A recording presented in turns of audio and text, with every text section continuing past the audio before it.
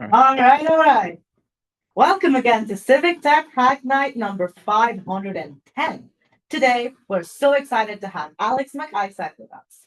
Drawing on more than 4 years of digital democracy research at the Samara Centre for Democracy, Alex will convene a discussion sharing learnings, best practices, and insights into the state of social media listening research in a Canadian context through sharing insights from the Verified Project and the 2025 Canadian federal election.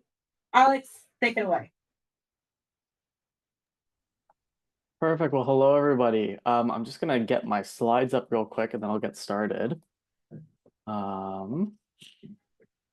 think everybody see that all right? I hope. Yes, we can. Cool. Okay, great. Thank you. Yeah, so perfect. So hello, everybody. Thanks for having me today. I'm really happy to get to return to your Hacknight. I presented for some folks here in 2022 for the first time. Had a really great discussion, so I'm excited for more. I'm Alex MacIsaac. I need a new headshot, as you may be able to tell, but I am Alex MacIsaac, and I am a senior research coordinator at the Samara Centre for Democracy. And although my organization is based in Toronto, I'm joining you from Halifax this evening, thus why I'm virtual.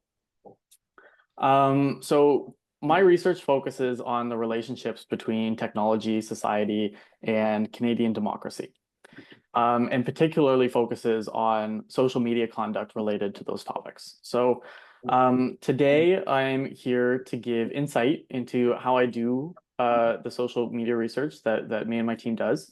And I find this research area is something that could be easily taken up by a lot of different folks for a lot of different reasons.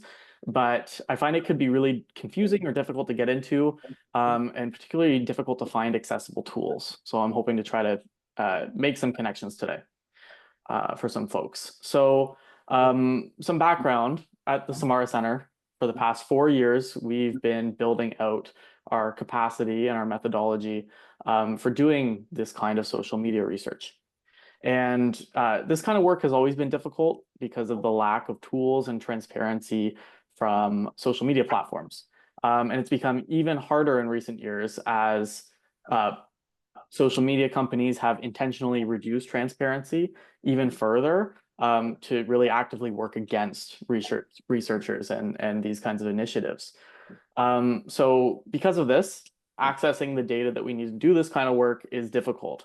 But through the work that we've done at the Samara Centre, we've kind of collected a suite of tools and methods that I want to share with everybody tonight, and can hopefully inspire a bit of discussion and conversation about social media research more broadly after my presentation. So up top, I really want to note that I am not a technologist. All of the research that I'm able to do is done through really some like beginner to intermediate spreadsheet skills, whether that's Google Sheets or Excel, and through navigating different no-code platforms and tools. So you don't need to have a background in something like Python or RStudio or something like that to be able to do this kind of research that I'll be describing today. So just a little bit more background on me and my work and my organization. So I'm a researcher at the Samara Centre for Democracy. We're a nonpartisan charity dedicated to strengthening Canadian democracy. And we want to make it easier for people to talk about and to participate in politics. So we do this by producing events and research and programs aimed at enabling civic engagement across Canada.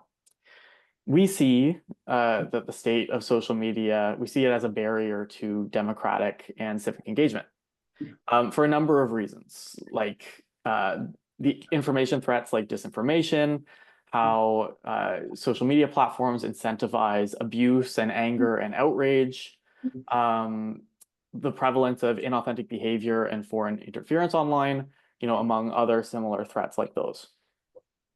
So we started investigating these problems in 2021 during the federal election that year. And we launched this project called SAMbot, through which we would use machine learning to evaluate how likely toxic and abusive election-related discussions were on Twitter during Canadian elections, back when Twitter was Twitter. We tracked 12 different elections over the course of a couple of years across federal, provincial, and municipal elections, and collected data on over 4 million tweets. And so this project really helped us be able to quantify the obvious. We all knew going into this that online abuse was a common problem and a common issue faced, particularly in political discussions. But this project helped us not only quantify that problem and put some numbers behind it, but also give insight into the nature of the abuse and the discourse more broadly that was going on during these elections. So, for example, we gathered insights about what topics were highly prevalent and contributed to unique behavior.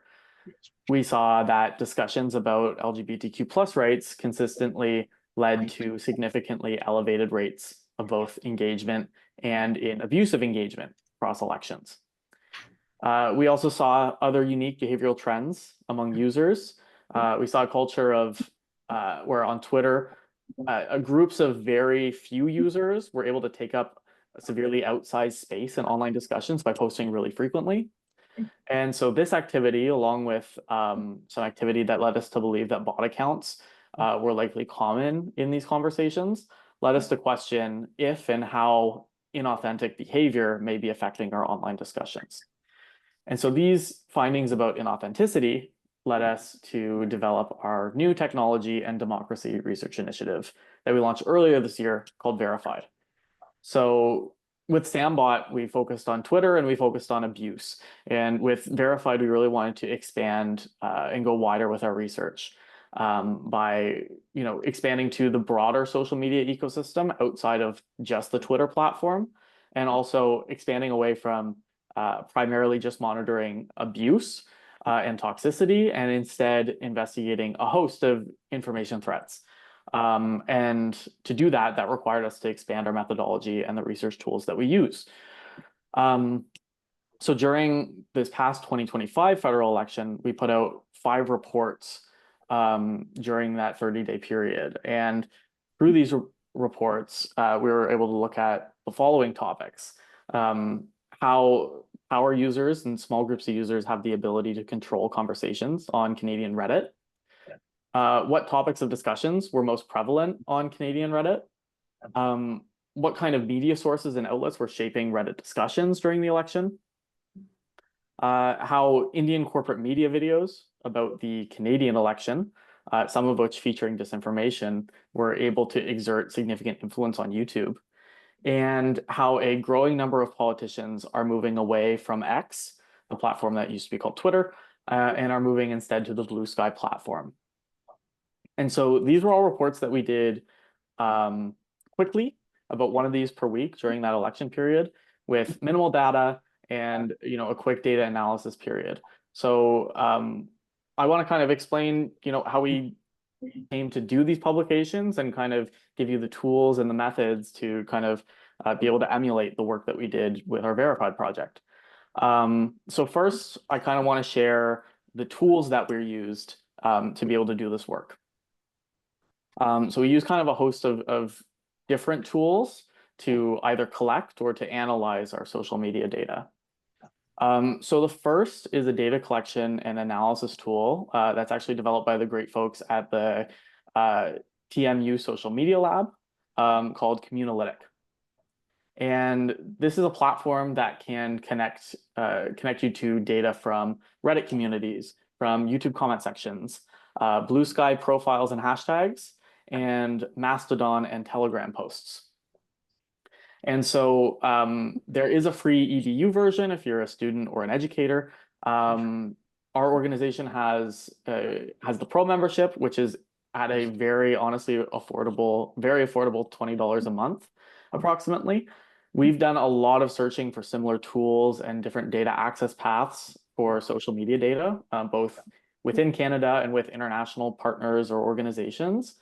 And we found that Communalytic is leagues and leagues more affordable by a massive margin compared to the other options that we've explored that were in the thousands to tens of thousands of dollars range for kind of the the data collection needs that we had. So this is only one of the examples that I've seen of a service that would be, affordable for either an individual or a small kind of grassroots group.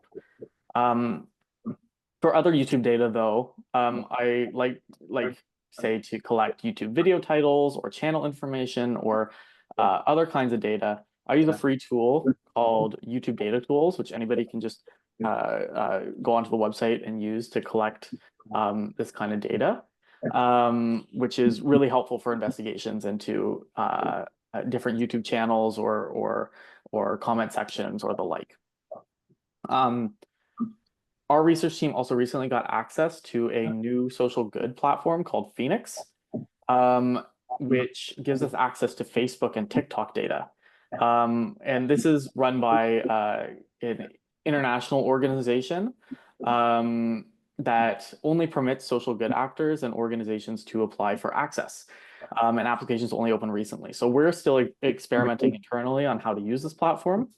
But I did want to flag it, and I'm going to include it in a list of links that I share at the end of this presentation for any folks that may be interested in trying to use this platform for a specific project, if they'd like to try to apply for that free access. For the entirety of the last 4 years of our research, we've been using a tool called Perspective API. This is the tool that we've used for toxicity sentiment analysis through our various research projects. So this is a free tool created by a team at Google that is also integrated into those tools I just mentioned, Communalytic and Phoenix. And Perspective provides a confidence prediction to assess whether a piece of text like a post or a comment can be considered toxic or maybe an insult or an identity attack, for example, through using machine learning. So based on these different categories you see on the screen here, like toxicity or profanity or threats, Perspective provides a score from 0 to 100 for each category based on how confident it is that the model is that the comment meets that criteria.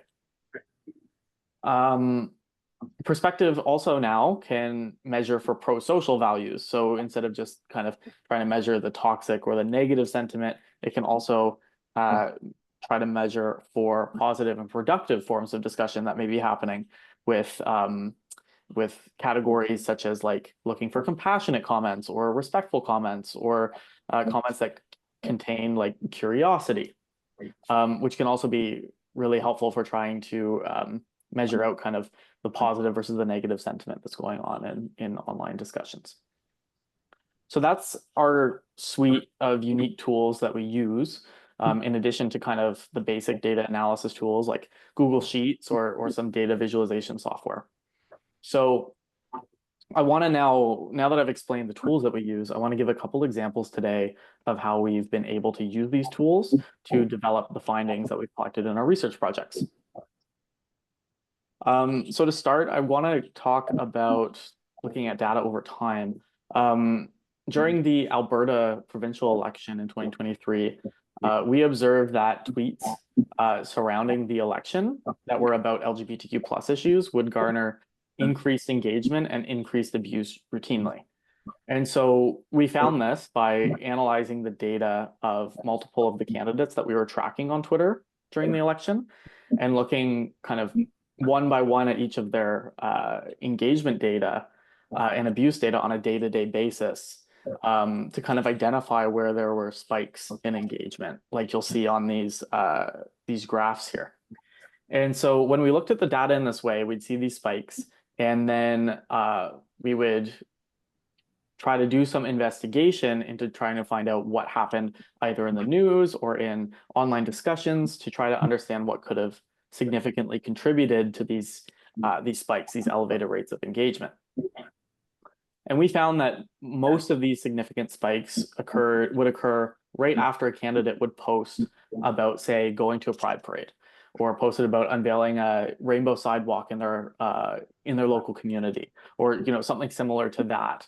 And so this led us to kind of see this trend across the election discussion that LGBTQ plus issues were a consistent, significant driver of elevated engagement and abuse across candidates and political parties in the online election discussion. So this was kind of a combo of not only looking at the data that we have, but also then going and trying to investigate what else is going on online, what's going on in the offline world and in news, and try to piece those pieces together. Another example, on platforms like Twitter or Reddit or Blue Sky, whenever we get data from those platforms, we're able to see which posts were sent by which usernames or which user IDs. And so this will allow us to easily see and rank the users that posted the most often, see who posted the most often at certain times, or who directed the most posts to certain people or certain communities. And so this is how we identify those really highly active users. And we could even use Perspective API to see who are the biggest drivers of abuse as well. And so another example, using a spreadsheet software or other data analysis tool to search for the prevalence of keywords lets us do some different kinds of analysis. So for example, we were quickly able to evaluate about how often public figures were being discussed on the Reddit community r/Canada during the election period. And we did this by collecting a data set and then searching for the candidates' last names in our collected data. And here we have a graph where it has some high-profile Canadian candidates, but then also some other people who are prevalent in international politics as well. And so this type of analysis could be replicated for other people or organizations or social movements, or really any other case where you have a uniquely identifiable term that could trend in a community or in a data set. Now, all these examples kind of talk about the tools that we use and what have you, but I do want to stress that doing this kind of research doesn't even necessarily need to use these kind of data collection tools or what have you. For one of those verified reports I talked about that we did during the election, the findings were almost entirely based on manually collected data. So for this piece, I had just searched for Canada politics on YouTube, or actually, sorry, rather Canada election on YouTube. And I observed the videos that YouTube would provide to me in the search results after sorting it by the highest viewed videos of either like the last week or the last month in time. And this was during the election period, right? So to try and understand what kinds of content were receiving a lot of views in real time during that election period. And so I just manually collected the top results in a spreadsheet with copy and pasting. I screenshotted the entire web page for posterity so I could cross-reference the results again later. And then kind of manually coded every video of like, okay, this is from a Canadian news site, this is from a commentary site, this is US-based media. And then I was able to develop our findings for that report through that process. And so I really want to share this example to kind of say that researchers in the space don't even necessarily need to use these tools or these machine learning applications or these data collection suites to necessarily do this kind of work. A lot of it can be done through simply observing and manually noting what's going on different platforms and making inferences off of data sets you create on your own. And so I'm going to open it up to discussion in a minute, but I do want to leave you with just some tips on like the most important thing to do with social media research, in my view, which is to have a clear area of investigation before you start collecting your data. I find that you can collect, either a small or a really huge data set, but if you aren't collecting with a specific goal or topic in mind, you'll likely be coming up without much in the way of interesting findings. And we always kind of say like more data does not mean you're going to have a better outcome. And we found that searching within really specific smaller communities or having smaller, more refined data sets can actually make it a lot easier to be nimble and put out this research faster and kind of find what you're trying to find in an easier way. And so I have a couple questions on the screen right here from the Phoenix platform manual that I think are useful to kind of try to help develop what your research questions are or what you're trying to do. Are we trying to understand what a certain group of people or certain demographic are sharing on social media? Are we interested in a certain kind of problematic behavior? You can kind of put these questions together as well, to develop your research aims. And so something more before we go to the discussion as well is just a quick note on that I want to stress on. If you take up this kind of research, that you stay committed to ethical listening and data collection. Particularly something that we do at the Samara Centre is we're very conscious that we never want to release any users' names or their usernames through our research.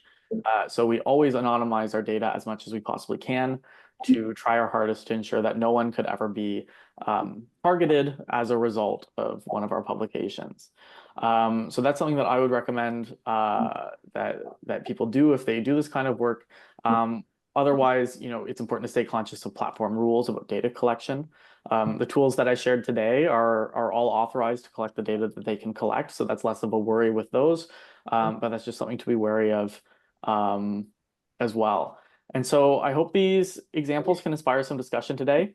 I'd be happy to answer any questions about the examples I gave, or have some conversation either broad or detailed about these topics, about this kind of work. So I'm going to share some links in the chat in a minute to the reports and tools that I mentioned today. But I'm happy to open up the floor if anybody has any questions or comments. And yeah, thanks for listening, everybody.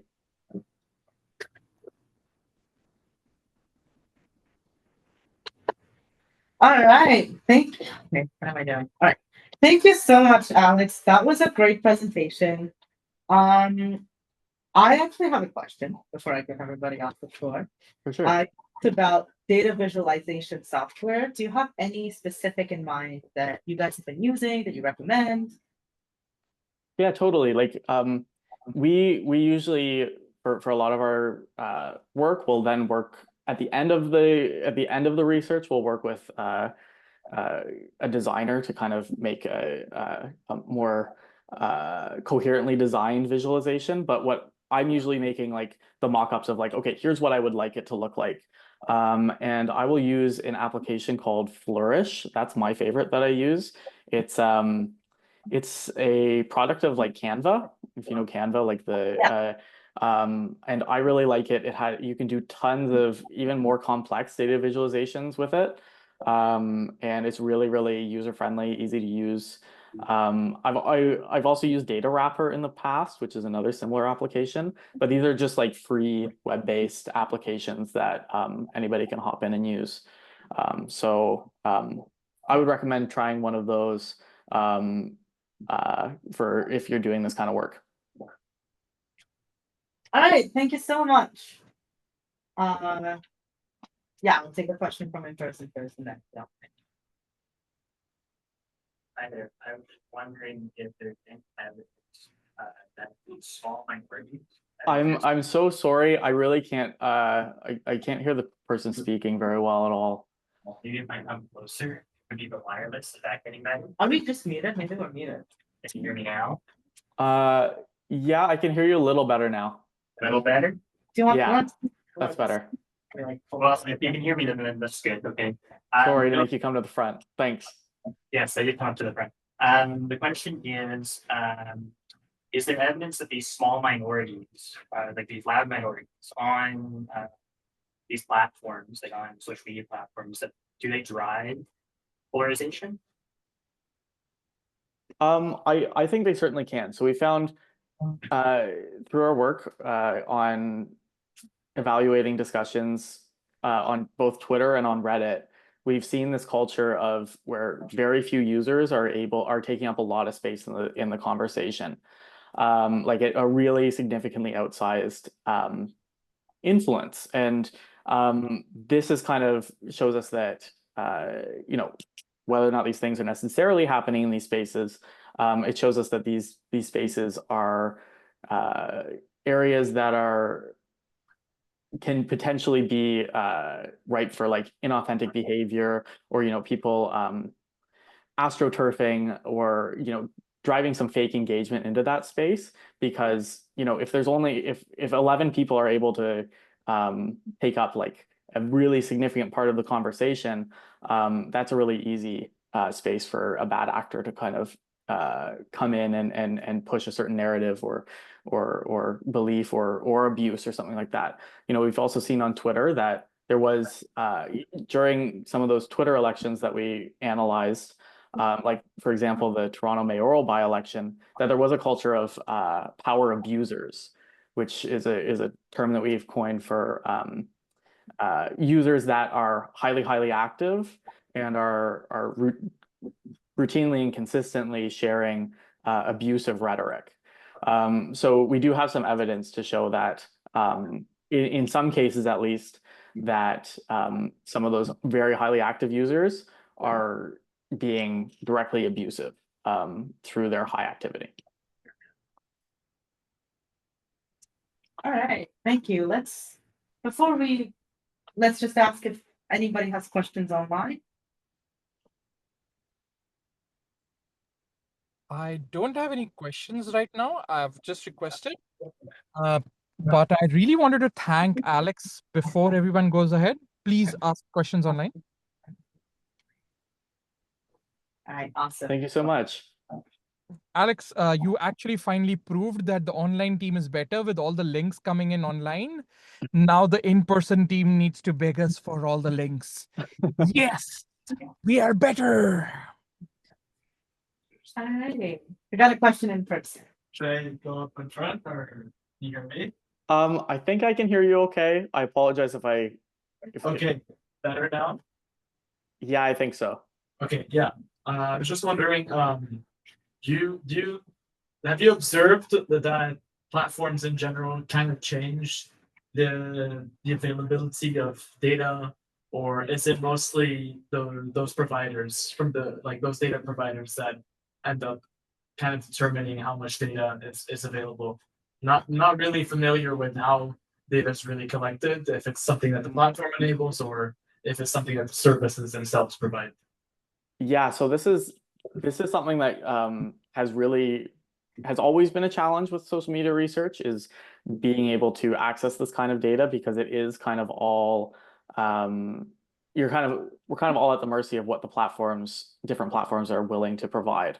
And so for years, actually, you know, a lot of social media research was always conducted primarily on Twitter, because Twitter had a great tool, the Twitter API, which was a free service that people were able to collect data on of what's going on publicly on Twitter. And that's how we did our early work with SAMbot. And this was a really, really great tool. Twitter was one of the most transparent social media companies. And then things have really started to change in the last 3 years. Twitter was kind of the first to fall, where Elon Musk bought the platform. A lot of things changed very quickly, and you know, now to do the kind of work that we were able to do for free just a couple of years ago would cost tens of thousands of dollars to access that same Twitter API tool. So they've put things behind a paywall in the case of Twitter. In the case of Meta, that being like Facebook and Instagram, the company that owns those platforms, they've gotten rid of their social listening tool called CrowdTangle in the last year. They got rid of it actually right before the U.S. presidential elections, which gave people some pause, especially about the timing of that. But they got rid of that tool in the last year. Reddit has really restricted the amount of data that you can pull from their application. So it really is on a case-by-case basis, but there seems to be in the last couple of years this movement from platforms to really restrict things down for either transparency purposes, or also, you know, there's people question if this is about AI training, about restricting access to, you know, what kind of data could be trained by AI applications or these kinds of things. So it does feel like it's getting harder and harder. These tools that I talk about today are relatively new tools, just kind of developed in the last couple of years, most of them. So people are trying to find workarounds, or people are trying to do what they can with the little bit of data that we have, but it does feel like it's getting harder and harder. All right, thank you. Do you have any more questions over here? Thank you so much for your presentation. I was wondering, given your experience in research, do you think that there's any activities that we as a society could be doing to promote a healthier civil discourse? And it could be in the online space, social media space, or otherwise. Yeah, certainly. Oh, that's a great question. It's a difficult question, because it does feel so hard, like it's this upward battle of we're fighting against the social media algorithms and incentives that power these major platforms that really incentivize a lot of these negative behaviors, whether they're anger or polarization or outrage. It's really difficult to say what we could do on a micro platform in terms of improving the outcomes for other political discussions or civic discussions more broadly. I would say that the number one thing that people can do is to remain digitally literate. Try to really keep up and expand your digital media literacy skills, and to kind of take those skills that you have and share those to others. I feel like once people understand these incentives that underpin these social media platforms, and understand why they're getting fed the content that they're fed, or why they're seeing content that's more upsetting or anger inducing, or why they're getting put into echo chambers on certain platforms, then people end up being more resilient to those effects of inducing anger, or becoming more polarized, or becoming more outraged by the content that they see, and can be a bit more thoughtful in how they use these social media platforms. So on an individual level, I would say that just trying to remain literate of what's going on. I think especially now with there's so much AI generated content online, and I feel like we do have a big digital media literacy gap in terms of just how that kind of AI generated content works, and how that's being fed to us, and how that's really changing our relationship with content online. Yeah, I would say just staying literate and trying to keep your friends, your family, your parents, your siblings, your grandparents up to date on what's going on could definitely help. All right. Thanks so much, Alex. Will you want to host a breakout group? I'd love to host a breakout group. Yeah, if people would like to come by and would like to chat, or I could show off some of these tools, or I'm here to chat about anything. So if people want to join, happy to host. Wait, hold on. Awesome. Right. Thank you so much. Thank you so much, and thank you all for listening and for having such thoughtful questions.